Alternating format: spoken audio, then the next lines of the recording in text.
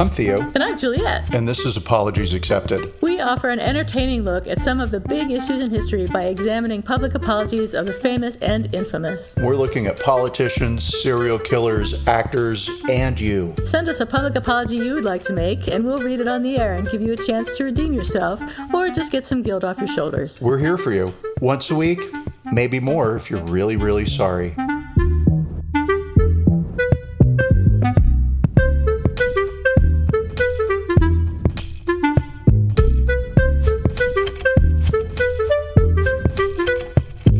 Hi, everybody. This is Apologies Accepted, the podcast. And I'm not Theo for a change. And how dare you? And I'm not I'm not Theo. I'm not Theo. You are Theo. I'm not Juliet, though. And you are not. And we're very happy to see you this week, as always, everyone. So what's shaking bacon, Theo? as I was complaining pre-show, nothing, and I will not spend the next 5 minutes talking about how nothing's happened and there's just nothing going on, but nothing. So your departure from the fair city of Austin has left a vacuum of happiness and fun in my life. And so... And I have to say that my bacon is that I did go to Austin and I had a fantastic time. It was just a joy to see you and James. And I had the best time I have had in years. So I got the VIP treatment, everybody. Theo took me everywhere and showed me everything. And we went everywhere and I went to all the bars and nothing bad happened at any of the bars. And it was just a wonderful time for everyone. So I am so happy to have had the opportunity to see you and to have experienced Austin, which is a lovely town, very vibrant. It made me realize how San Francisco has changed since I got here, and San Francisco has become somewhat less vibrant than it was when I got here. And it could be just me being somewhat less vibrant than I was when I got here. So I'm going to have to start actually making an effort to go out and do more things and see if that's really the case, if San Francisco has changed as much as I feel that it has, or if it's just me. Yeah, so interesting point, right? Because there is that whole, to me, there's a vibe that, like, I don't know, let's say average people have, and rich people don't have the same. And San Francisco, right, I think, is now a town of rich people. And that's why all the fun shops are gone. And that's why you can't get soap for 25 cents. It was made by some hippie. Yeah. Because they're living somewhere else now. That's so true. It is so true. And I agree with you 100%. I think that's a big part of the problem, is that real people have a really hard time affording living here now. Yeah. And last night I was looking on Zillow at homes, as I do obsessively every day. And I was like, oh, I'm going to go and I'm going to, like, look for homes in Long Beach, my old hometown, and just see like, what's up? And could I do that? Would it be a possibility? And they've got this feature where you could go on it's Google Earth basically, and Zillow. And so I was like, oh, look, this house is by my old apartment. Why don't I go look at my old apartment on Google Earth? And I did. And then I was like, I wonder if the witch store is still there. And so I went driving down the road, right? Like 10 blocks. The fucking Eye of the Cat is still there. Wow. Unbelievable. I cannot believe that place is still open. Good luck. I mean, great job, ladies. Everything's awesome. Good luck, witches. Yeah. Or good job, witches, not good luck. And good luck. But yeah, and my dry cleaners was still there. But what I noticed was, and Long Beach is very much like, I mean, I'll say, not a rich person's town. I don't know how to say it. Regular Joe's town, right? But there was like a curry shop next door to like a very independent flower store. You could just tell that it was, just somebody hung out a shingle, basically. I do flowers. And like a vintage clothing store. And it was just all the randomness all together on one block. And it was the kind of thing where I could kill an hour walking down that block and getting a falafel and buying some old jeans. And you can't do that when your option is I don't know, Banana Republic. Yeah, I mean, you go to Anthropologie or one of the big stores, and that's really all you got are the big chain stores here. And yeah, yeah, it's just not we as don't interesting. have. I mean, the number of food trucks and small food places in Austin is just amazing, and the number of small stores and interesting shops is just incredible. I think it's better than I've ever seen anywhere, and it would be I think it really would be a fun place to live. So I'm glad I got the opportunity to experience that. So thank you. Me too. While it's still here because they're working to stamp those places out, they keep Yeah. raising the rents, and those cool stores keep moving further and further out. But what a fun topic! How cheery. But yeah, so it was a wonderful experience for me. It reminded me so much of being like 17 and just in the car driving around, like solving every problem in the world because people are too dumb to solve them for themselves. It was heaven. Awesome. Yay. Yay. So that's our bacon, I think, for this week. Our mutual bacon. We had the same plate. Mutual bacon. We have the same bacon. So this week we're going to talk about MillerKnoll, who is an office furniture company, a global office furniture company. And their CEO has apologized, which is why we're talking about her. After comments she made about employee bonuses during a company Zoom call went viral on Twitter. I saw it on TikTok because I'm not on Twitter anymore, but I guess going viral means it's not just in one place, it's everywhere. And her name is Andi Owen, and she has led the company, which is in Michigan, a town in Michigan. She's led the company since 2018, and they had a 75-minute town hall meeting in March. And at the end of the meeting, they had question and answers, which companies always do. And the thing that surprises me is that the Q&As were not vetted beforehand. Usually when you have a Q&A, you have an idea what questions are going to be asked, or you rehearse answers to all the questions that could possibly be asked, or you collect the questions ahead of time and then prepare your answers for them. But however, she was apparently surprised by the question based on her response. And the question was, well, things are tough right now. How can we help our team stay motivated? And that's kind of an easy question. I mean, Yeah. you should be prepared for a question like that, and you should be prepared to answer that question. If you're the CEO, you should be prepared to answer the question professionally, right? You would think. You would think. And she started out professionally by telling workers to focus on what was in their control, things like high-quality customer service and treating each other with kindness and respect. And she then started to talk about telling employees to focus on reaching the $26 million sales goal rather than whether they'll get bonuses. And then she got visibly annoyed and started waving her hands around and said, "Don't ask about what we are going to do if we don't get a bonus. Get the damn $26 million. Spend your time and your effort thinking about the $26 million we need and not thinking about what you're going to do if we don't get a bonus, all right? Can I get some commitment for that?" And then she said, "I would appreciate that." Sort of, what's the word?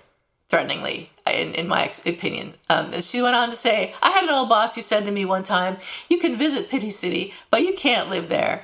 So people leave Pity City. Let's get it done. Thank you. Have a great day.'" Have a great day. And then, have a great day. And that reminds me of so many bad bosses that I've had. It just gave me the creeps.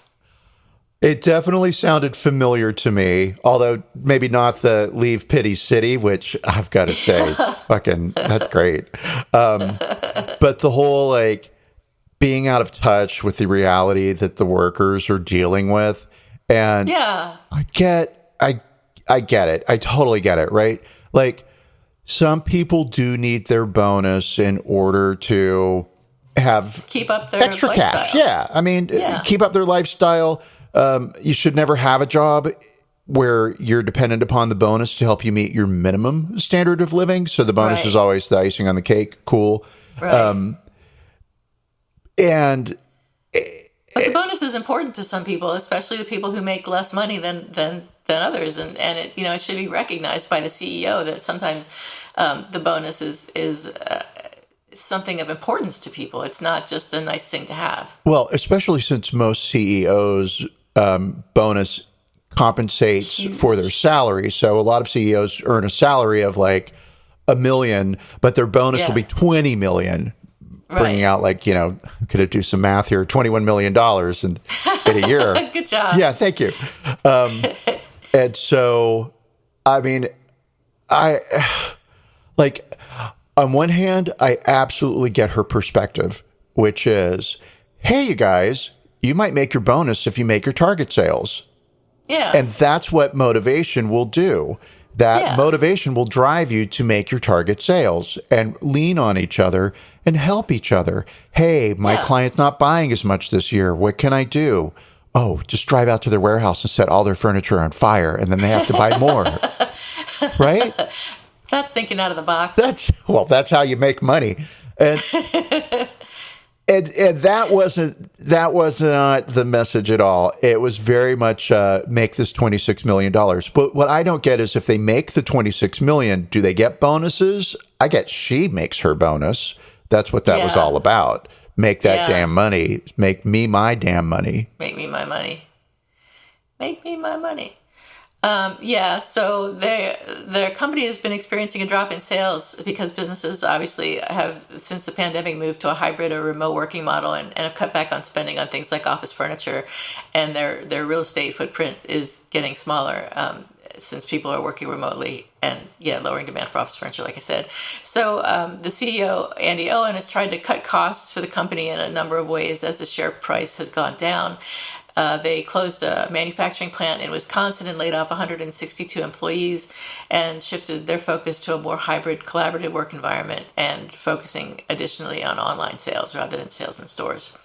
So the interesting thing, though, is that after this meeting, some of the employees said that they were basically given a gag order. One employee told the Holland Sentinel, "We have a meeting at the beginning of every shift. Last night, comments were brought up in the meeting, and they said that if anybody spoke out, it wouldn't be good for them and they could be terminated." Which is like adding insult to injury. Yeah, it's like adding insult to injury. Not only are we going to treat you like children who can't make your sales goals, but we're going to fire you if you talk about the fact that we're treating you like children. That's so normal. I have had that same email from so many bosses where it's just simply like, what happens inside the company stays inside the company. Yeah, which is bullshit. I mean, you never say that even if you want that to be the case, in my opinion. And MillerKnoll, a spokesperson for MillerKnoll, said in a statement to NPR that the original clip was taken out of context and struck a nerve, and that the viral video doesn't tell the whole story. 90 seconds out of a 75-minute internal meeting where we talked about a lot of positive things at the company, product launches, brand campaigns, connecting with customers, and business results, was leaked, she said. And on its own, it's misleading. It doesn't represent the full 75 minutes, which is, of course, what they're going to say, but it doesn't matter. I mean, the full 75 minutes, the rest of the time could have been all sunshine and roses, but if you're going to go and then insult your staff, it's obviously a problem. Well, it's not as if those 90 seconds didn't happen, right? Exactly. I get that 75 minutes is bigger than 90 seconds. Like, I understand that. But the 75 minutes doesn't outweigh the 90 seconds where you shit all over your employees for being poor. Absolutely. And the Sentinel quoted an employee who managed to speak about the event despite the threats, and said that the company's corporate structure was parasitic. The rich always get richer and the poor always get more poor, the employee said. They have a 1.1, and by they meant Andi Owen. They have a 1.1 million salary and are getting a 355% bonus. Yet she's denying us the sliver we get, maybe 5% max on a $45,000 salary. So yes, the prior financial year, Owen was awarded a salary of $1.1 million in addition to about $4 million from mostly stocks and options, an annual incentive plan, and covered expenses like access to a company jet. So she's not making the top of it. Company jets for a furniture store? What the fuck? I don't know how much money they make. I was going to say she doesn't make the top of the line salary for a CEO, but yeah, it seems like a lot of money for. I mean, okay, let me run Herman Miller, because first thing, lose the jets. Where are you going? Right. Why are you going places? It's Zoom. Stop traveling so much. Yeah. Right. And on a private jet. I mean, fly business class. It's fine. Yeah, totally. Even first class would save you a ton of money. I'm so mad. All the money I spend on office furniture is going straight to the pockets of an airplane pilot. I know. I don't want to admit that I went and I bought a chair, but I did go and buy a chair. I didn't want to out you, but I'm glad. Okay, yeah. I admit it. I've been wanting one of these chairs, these Aeron chairs, for years, for literally 20 years. And I got a 50% off sale, so I can say, okay. And I didn't buy it from MillerKnoll. So, yeah, I'll send you the link if you want to know where to get it from. I do. Oh, yes. Yes, those are really nice chairs. They are very comfortable. I've had them at other jobs. I don't have one now. It's worth it to have that chair. Forbes commented, not only was the commentary from this employee town hall meeting shocking, but embarrassing too. When the leader of the organization where you work behaves this way, it destroys trust, demotivates the workforce, and is downright humiliating for employees. And Lee Bussell, chairman of Chernoff Newman, which is an integrated communications firm, said, Owen's comments show a tremendous lack of empathy for her most important stakeholder, her employees. Until she is able to walk back the comments with both authenticity and empathy, repairing the damage to MillerKnoll's culture simply cannot take place. It's let them eat cake, and she's Marie Antoinette. And unfortunately, I will point out historically that is not what Marie Antoinette said. But that aside, rich people should never forget that they are rich. Yeah. And when you talk to people who aren't rich, you should avoid talking about money at all costs, even if the poor people bring it up. Well, certainly avoid talking about how much stuff you have and how much the work that they do gets you the stuff that you have. Right. Yeah. Listen, everyone, this is a pyramid scheme and you bought into it. If you don't know that, then too bad for you. Yeah. Keep it up because I need my jet. So I have an apology, unless you have anything else you'd like to talk about before we go into the apology. Not a ton. And so I kind of feel like the sort of the wage gap or the wealth gap, that's more what it is understood and felt by all of us, right? We all work for a company, or we've all seen the news stories, at least, at a company where the CEO is getting like $100 million, but the company lost $20 million. And so the guy's getting money when the company didn't get any. How does that happen? I still can't wrap my head around that. And so I'm not going to try. So let's just look at a real quick, CEO salary, what's happened in the last 30 years. And then we'll take a quick peek at Ms. Owen and just see what's up with her. And then we can go back into the apology. So in the United States, the compensation of company executives is distinguished by the forms it takes. So it can be either compensation or money. Compensation being homes or access to homes, because you don't own the home, but you get to live in it. Within the last 30 years, executive compensation and pay has risen dramatically beyond what can be explained by the changes in firm size, performance, and industry classification. The top CEO compensation increased by, take a guess, since 1978. Oh my God, 500%.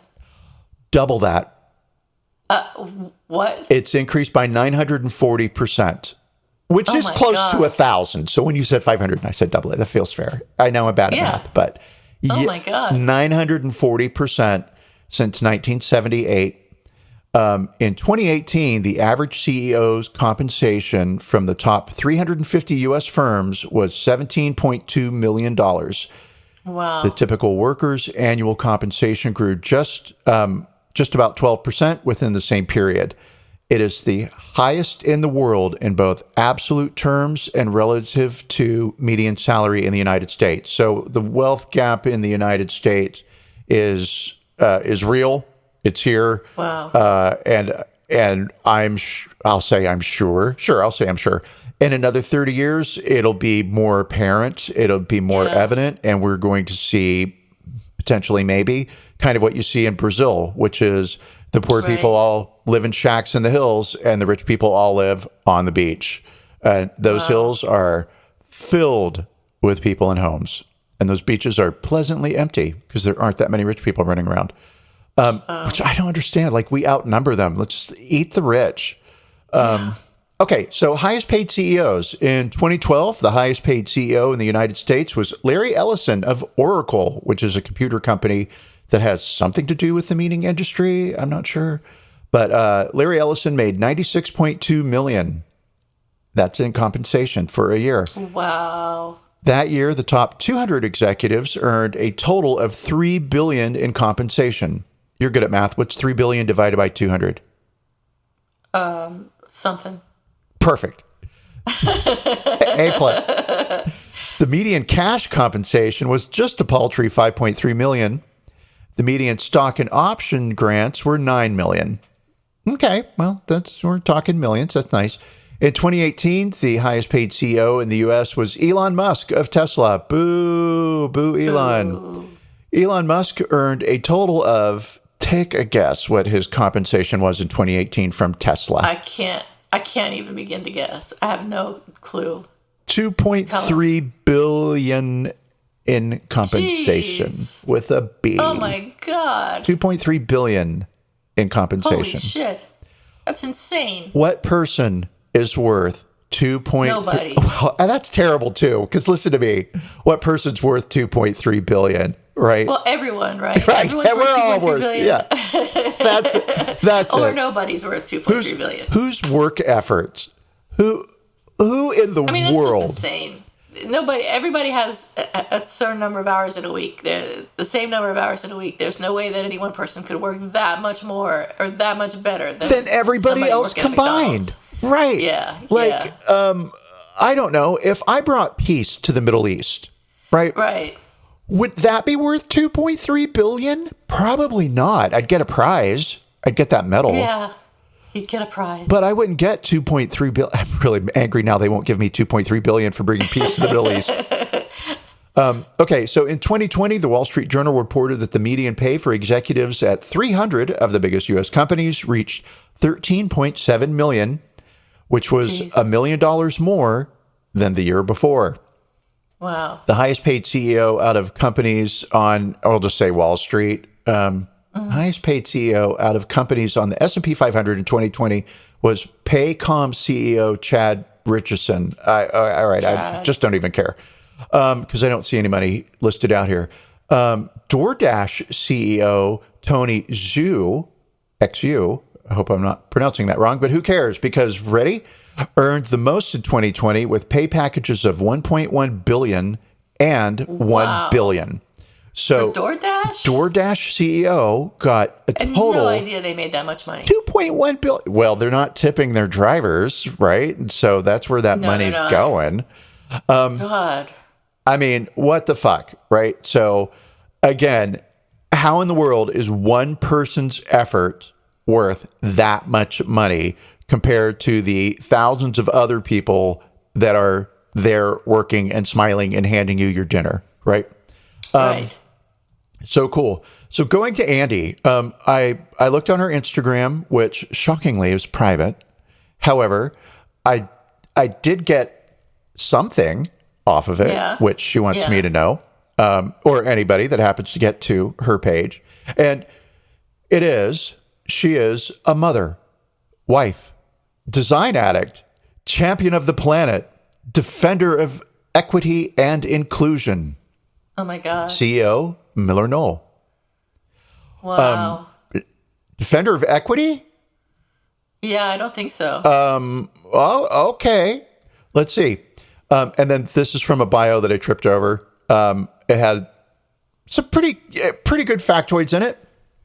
Andi Owen is a CEO and member of the board of directors for Herman Miller Incorporated, a globally recognized design and innovation company, or in other words, a furniture store.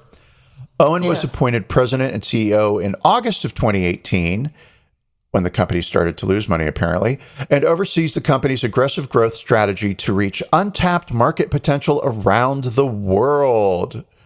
Cool. Wow. Prior to this role, Owen had a 25-year career with Gap. Okay, I like Gap. Serving as global president of Banana Republic from 2014 to 2017, where she held full P&L, profit and loss. Oh, okay, I was like, P&L responsibility for the $2.8 billion brand. So that brand made a little bit more than Elon Musk made in compensation. Okay, so let's see. She led 11,000 employees in more than 600 specialty and outlet stores across 27 countries. Cool. Multi-global. Got some people working for her. Good for her. She holds a Bachelor of Arts degree from the College of William and Mary and completed Harvard Business School's Advanced Management Program, which is a nice way of making it sound like she went to Harvard. She also completed Harvard's intensive first of its kind course, Women on Board, Succeeding as a Corporate Director. You know what? Okay. I'm going to take a Harvard personality test, and I'm just going to put that in my bio and everything. Like, completed the Harvard personality exam. These are things you can just buy. Yeah. Owen is a member of the board of directors for Taylor Morrison Home Corporation and serves as a member of the BIMFA. I don't care. None of this means anything. She's business leader for Michigan and the Herman Miller Foundation. Great. And so I'm surprised that she went from Banana Republic and the Gap to a furniture store. It seems like a big leap to me. But maybe not. Maybe if you're selling something, it's the same.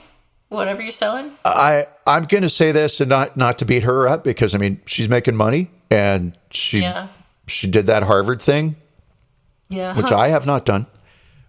But I've only recently started to be interested in Gap again.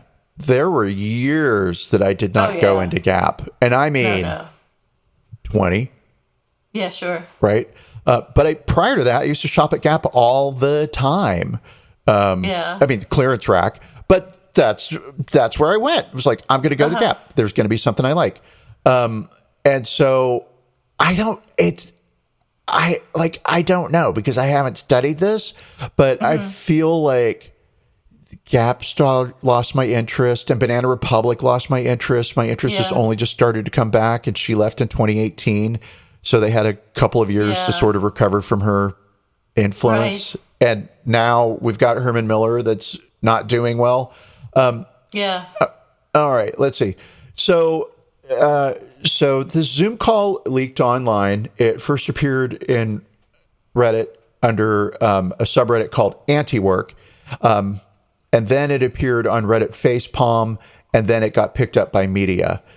The company knew that the video had been leaked, and they put a statement out on Motherboard saying... Motherboard. Yeah. And in the way it was said, it said like, oh, this is a known thing. And so... I don't know. I just figured, oh, Motherboard. Yeah. Okay. I'm familiar with Motherboard. I'm surprised that she put it out, that they put out the statement there, because I think it's more of a computer publication. That's kind of my read on it too. And who knows why they did, except I think they thought it was just like this little internet problem. And so their statement on Motherboard said, Andi Owen will not be dissuaded by a 90-second clip taken out of context. Which makes it sound like, for her. You go, Andi Owen. You crush those workers down into nothing. Keep going. And then, as the story continued to not die, they put out the statement, which you had just read, 90 seconds out of a 75-minute internal meeting where we talked about a lot of positive things at the company, blah, blah, blah. It doesn't, and on its own, it's misleading. It doesn't represent the full 75 minutes. No, it doesn't. It just represents Andi Owen. That's all. Yeah. And so 48 hours after they posted their Motherboard statement, the clip exploded and she apologized. And I think at that point, it's fair for us to get to the apology. All right. So she did post this apology finally and put it out, I guess as a press statement. I'm not sure actually where it went out. But she said, "Hi, everyone. I'm sure you've seen the media coverage about the town hall meeting we hosted a few weeks ago. As I shared in my first note to you, it is my job to be open and direct and to ensure that everyone has the information they need to row in the same direction and achieve the goals we all work so hard to accomplish. As a leader, I try to always pick the right words and tone to inspire and motivate this incredible team. I want to be transparent and empathetic, and as I continue to reflect on this instance, I feel terrible that my rallying cry seemed insensitive. What I'd hoped would energize the team to meet a challenge we've met many times before landed in a way that I did not intend, and for that I am sorry. Nothing will lessen the power and strength of our collective team. My appreciation for each of you is huge, and I will continue to do everything I can to help us meet our shared goals. Thank you for your hard work, your grace, and for the commitment you show to one another and our company every single day. Andi. So, I think that was a little bit fake. I mean, I could just see her with her cup of coffee at the kitchen table with a pen that in my head is a quill, dashing this note off. Yeah. It doesn't seem like it was vetted by communications very well, because she says that in the first paragraph she talks about how it's her job to be open and direct, like that's why she said what she did was, well, I'm just being honest with you people. And then she says that she tried to pick the right words and it seemed insensitive. Not that it was insensitive, but it seemed insensitive. Yeah. And then we're going to keep working together to meet our shared goals, so don't forget to keep working. Thanks, Andi. That's what I got out of it. It is. I'm sorry you feel this way. Yes, I'm definitely sorry that I caught so much heat. Yeah. I mean, can we have 2 0-rated apologies back to back? Are we just like not forgiving, or? No, I think that the nature of our work here means that sometimes we encounter a few really bad apologies in a row. And with this one, for the criteria for the apologies, she really hit none of them. Expression of regret, not really. Explanation of what went wrong, no. Acknowledgement of responsibility, not really. Declaration of repentance, she didn't say she was sorry. Did she say she was sorry? I don't think she did say she was sorry. No, she didn't. Offer of repair, no. And request for forgiveness, no. So I give it a 0. It is a 0 and then another 0. But it doesn't matter because her compensation is more than 0 and she doesn't care. She doesn't care. She doesn't care. As long as she keeps her job, she doesn't care. And if she does keep her job, she'll just go on to work at another company somewhere else. And lead them down the trail of failure. Yeah. I feel bad for dumping on a woman, but I mean, sometimes you just have to. Well, I think we're not. So the question is, are we dumping on the person because of their gender, or are we dumping on the person because of what they did? And it's because of her gender. No. But also, good question. How would this play out if this was a man? Like, would our feelings would they be more intense? Like, how vile you are, sir. I think maybe she's being judged a little more harshly because she's a woman, because women are supposed to be authentic, or not authentic. Women are supposed to be nurturing and caring and, all that sort of thing. And she is none of those things in this instance example. Because according to her She's Instagram, insensitive. she is all those things and more. Yes. So she's, by her own standards, she's failed. By our standards, she's failed. But we may be being a little bit too harsh on her because she is a woman. However, I think that I don't think we're unreasonably harsh. I agree. That's my opinion. I don't think we're ever unreasonably harsh at all. I mean, how dare you even? I don't know. I mean, okay, so let's say this. Let's say that we are being more, even subconsciously, right? That we're just programmed to judge women at a higher standard than we judge men. So then she goes from a 0 to a 2 or a 3? Now I'm thinking, fried your circuits. Yeah, I know. Now I'm thinking, are we judging her more harshly, or are we judging men less harshly? So I would want. Yeah. Do you know what I mean? I do know what you mean. I think we would give her a 0. We might give men a higher score, but only because they're men. So I don't know. You fried my circuits. I have fried your circuits, and I have presented a challenge for future historians too. We'll have to consider this more carefully in future apologies and think about how we're dealing with men versus women and how we would treat the other gender in the same situation. Oh, you know what? Okay, so our next season challenge, you know how every 50 episodes and to see, why did we do 50? That's so many fucking episodes. That's a lot. It's a lot. It's a fucking lot. But so maybe what we do is we do a retrospective and we answer that question for ourselves. Have we judged women more harshly than men? Oh, that's fair. Yeah. And so rather than like look at ourselves moving forward, let's look at what we've done. And is there this theme of that? And I wish now I could just, now I have to learn chatbot so I can get like a chat GPT to just like listen to every episode and then tell me the answer. Oh, I wonder if it would do that.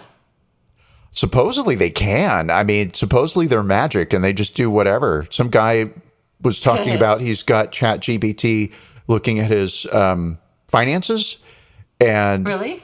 And yeah, and so this is so off the subject. That's okay. It's interesting. It's related to money, which was okay, fine. I'm stretching, but yeah. So now I'm still on Twitter. I'm waiting to get to Blue Sky. I've signed up for it 5 times. It's out, but they're only letting the cool kids in right now. Right. So I'm not in. I am waiting. But this guy on Twitter was like, yeah, I configured Chat GPT-4 to look at my finances, and it did, and it found like $80 in subscriptions that it weren't being utilized and canceled them for him. And then he said, hey, find me a reasonable refund that I could obtain. And it said, okay, basically you flew on an airplane, you flew United Airlines, you paid for whatever the internet stuff on the airplane is. I forget what it's called. Wi-Fi. Well, okay, yeah. Sure. If you say so. So you paid for Wi-Fi on the plane. Was the connection stable and good? And the guy was like, no. Not really. And so it just spit off a letter which quoted FCC business practices around deception, and that, you know, I gave you $32 for this connection that did not work and was not stable, and therefore I want a refund. And it got a refund like 6 days later. Wow. And I know the Twitter algorithm has tagged me as somebody who's interested in AI because I kind of am a little bit. I mean, a lot, because I'm super lazy. And if you're telling me there's a free servant out there that's going to do all my work for me, I'm going to learn how to do that programming. Totally.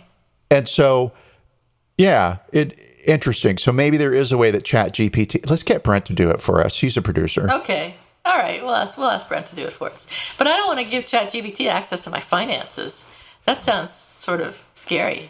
I mean, my finances are all over Russia right now. I am the dark web. My passwords have been leaked. My telephone number's been leaked. I know that it happened years ago when there was that hack at that. It was Experian, I think. But one of the credit reporting companies. Yeah, I was one of the 300 million people, as were you. Because even if you don't know, that's what happened to us. So my shit's out there already. If the robot knows about it, cool. But I don't want everyone knowing that I'm spending $155 on a lamp. So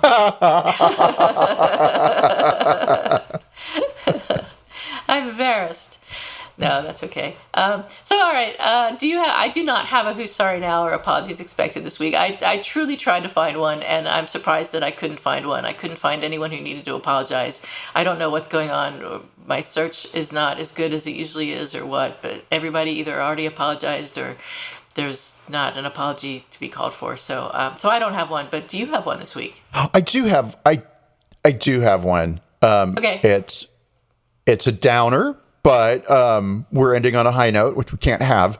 So, all right. So, apology expected from Francisco Oropeza, who is a Texas man who was firing his gun off one Friday night, as he is wont to do. And his next door neighbors asked him to please not fire his gun randomly at night. Oh, no. Up into the air or at tin cans or wheresoever. And Francisco didn't like being told what to do with his gun, so he walked into their home and shot 5 people dead Oh my including God. an 8-year-old boy. Oh my God. 2 of the female victims were covering children who survived. So Oh my these God. poor kids were under, I don't know if they were the mothers, but under adults Jeez. who had been shot to death, execution style. And Francisco has run away because Oh my God. we're not so brave when we realize that more people with guns are coming for us. And so, yeah, I think Francisco, I'm going to guess, will be offering some sort of apology, probably tempered with, okay, it wouldn't be tempered. The apology would be seasoned with, I'd had 10 beers and I'm sorry. I don't know that that's what happened, but it doesn't matter because he shot people. Fuck him. Can't believe it. That's a horrible story. Oh, well, you're welcome. That's a real downer. Yeah. And I'll also guess that he probably shouldn't have a gun. I'll bet you, I mean, Yeah. I really think nobody should have a gun. Hunters, Right. maybe we'll talk about it in America. But I'll bet you he probably just like walked into a store and bought a gun one day, because you can do that in Texas. You can buy I a guess gun so. as easily as you can a pack of chewing gum. Wow. Yes, it's that easy. And so, Is it really? Unbelievable. not my And rule. he made a habit of shooting off his gun every Friday night, and nobody ever bothered going around to tell him, like police, nobody ever bothered going around to tell him to keep it down. I guess it's not illegal to shoot your gun around. Well, depends on where he lives, I guess. If he lives in an urban area, I imagine that it's not. I don't know. I don't know. It's it's a town, so it's not rural, right? Yeah. And I think, and this, I have not dived into this story because it's sad. He's on the run. He's probably headed to Austin right now. But his neighbors were from Honduras. And so I suspect that people aren't calling the police because Yeah. we're immigrants and we're afraid of the police, right? Yeah. And so, particularly in Texas, where it's more illegal, to use a word, to be here undocumented than it is to find a gun on the street, pick it up, and take it home and have it. Because that's illegal too. It's just not as illegal, I guess. Don't know. Wow. Yeah. Way to go, Texas. Good job. Well, hopefully they'll throw him in jail forever. That would be a happy ending to this. Well, not a happy ending, but that would be the I deserved. best possible. Yeah. Justice is served. Yeah. Yeah. So that's all. How dare this program end on a laugh? I will damp it out. Yeah, well, I guess that's it for us this week. Hopefully, it'll be a good week for everyone. We thank you for listening to us, as always. And stay cool, cucumbers. And don't trip potato chips. And bye-bye, don't cry. I don't have anything that rhymes. All right, we'll see you all next week. Bye, everybody. Bye.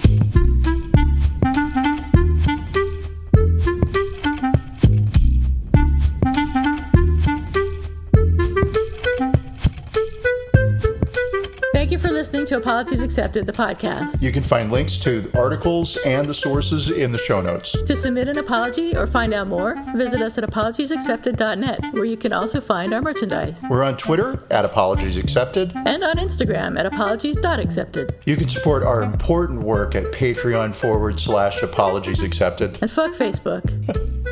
Bye. Bye.